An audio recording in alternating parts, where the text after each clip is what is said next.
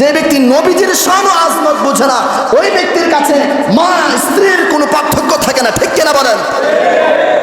আমি বলবো, যিনারা এই ধরনের কথাবার্তা বলে, আল্লাহ রাব্বুল ইজ্জত তিনাকে ক্ষমা করুক, আমাদেরকে ক্ষমা করুক। কারণ যেই কথা তিনি শুনিয়েছেন কিছুদিন পর পর আমার মনে হয় তিনাকে কারাগারে বন্দি করুক। আর যেহেতু তিনি, আমার মনে হয় তিনি প্রায় অসুস্থ, তিনি প্রায় সময় এক একটা ভুল করে আর সামনে ক্যামেরার সামনে এসে বলে যে আমার মাথায় একটু সমস্যা, আমার মুখ ফসকে এটা বেরিয়ে গেছে। 2 দিন পর পর আপনার মুখ ফসকে বেরিয়ে যায়, মাথায় সমস্যা।